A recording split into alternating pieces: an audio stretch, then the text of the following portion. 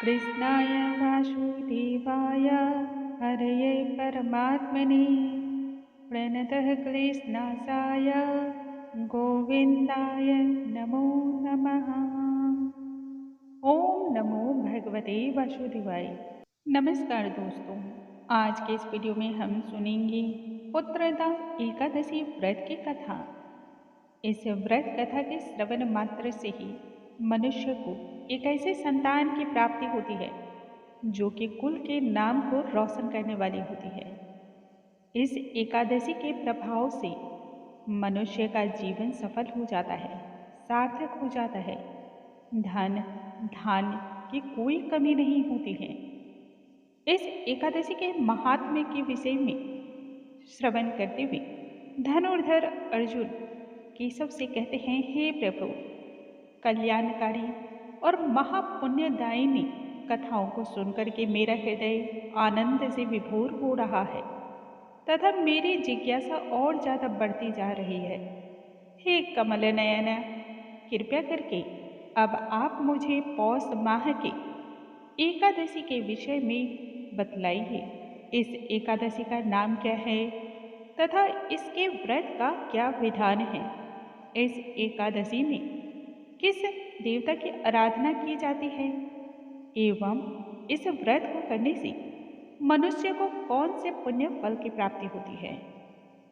एकादशी की कथा के विषय में बतलाते हुए श्री कृष्ण तब कहते हैं, हे पार्थ, पौष माह के शुक्ल पक्ष की एकादशी, जिसकी कथा के श्रवण मात्र से ही मनुष्य को अनंत यज्ञ करने के बराबर पुण्य फल प्राप्त हो जाता है।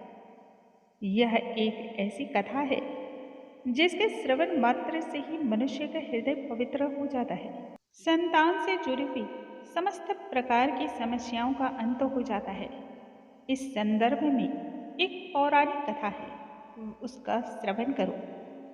पौराणिक कथा के अनुसार एक समय भद्रवती नदी के तट पर राजा संकेतमान नाम का राजा राज्य किया करता था। उसकी पत्नी का नाम सैफिया था। राजा के पास धन धान्य सुख संपदा की कोई कमी नहीं थी। राज्य में चारों ही ओर प्रजा सुखी एवं संपन्न थी। दुख तो बस एक बात का ही था कि राजा को कोई संतान नहीं थी। यह एक ऐसा वजह था जिसकी वजह से राजा बहुत परेशान रहते थे। राजा अपनी प्रजा का भी इस कारण पूर्ण रूप से ध्यान नहीं रख पा रहे थे। संतानहीन होने के कारण राजा धीरे धीरे निराशा में घिरने लगे और वह आत्मघात के विषय में विचार करने लगे। उन्होंने पुत्र प्राप्ति की कामना हेतु अनेक प्रकार के यज्ञ का अनुष्ठान किया, देवी देवताओं की आराधना की और उन्हें प्रसन्न किया। फिर भी उनकी इच्छा पूर्ण न हुई। तब राजा एक दिन दुखी अवस्था में वन की ओर चल पड़े। वन में घूमते घूमते एक ऐसे सरोवर के पास जा पहुंचे जहां पर सभी मेंढक अपने पुत्रों के साथ खेल रहे थे तथा विभिन्न प्रकार के पशु पक्षी अपनी संतान के साथ क्रीड़ा में मग्न थे। राजा को इस बात से और अधिक निराशा हुई।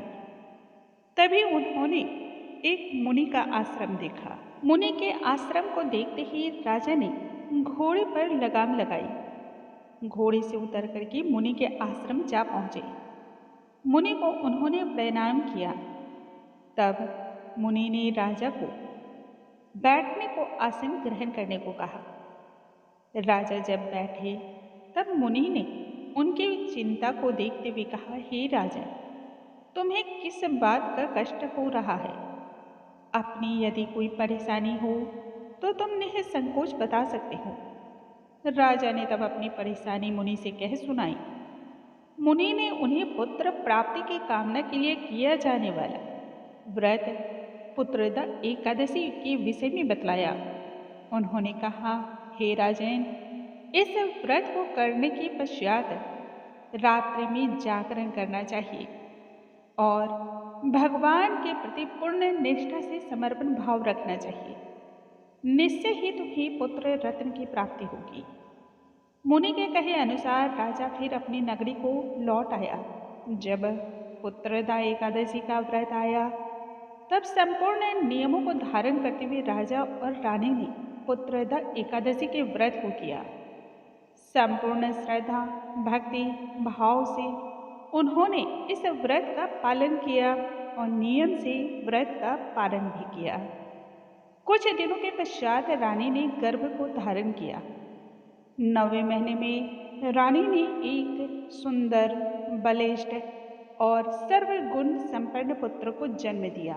यह पुत्र अत्यंत ही तेजस्वी एवं कुल के नाम को रोशन करने वाला हुआ। आगे चल के बहुत ही महान राजा बना। हे पार्थ, यही कारण है कि इस एकादशी का नाम पुत्रदा पड़ा। पुत्र की इच्छा रखने वाले प्रत्येक मनुष्य को विधि पूर्वक पौष माह के शुक्ल पक्ष की इस एकादशी का व्रत अवश्य ही करना चाहिए। इस एकादशी के प्रभाव से मनुष्य को इहलोक तथा परलोक में सभी सुख प्राप्त होते हैं। मनुष्य जैसे जैसे कर्म करता है उन्हीं के अनुसार फल की प्राप्ति होती है। कर्म के अनुसार ही मनुष्य को पाप या पुण्य प्राप्त होता है। जन्म जन्मांतर तक यह उसके साथ रहता है। इसलिए सदैव ही मनुष्य को सत्य व्रत का पालन करते हुए भगवान के प्रति पुण्य श्रद्धा एवं भक्ति रखनी चाहिए। बोलो भगवान श्री हरि की जय, स्वामी नारायण की जय। दोस्तों, आज के इस वीडियो में हमने सुना पुत्रदा एकादशी व्रत की कथा। कल के वीडियो में हम आगे की कथा और जानकारी के साथ फिर से मिलेंगे। तब तक के लिए नमस्कार।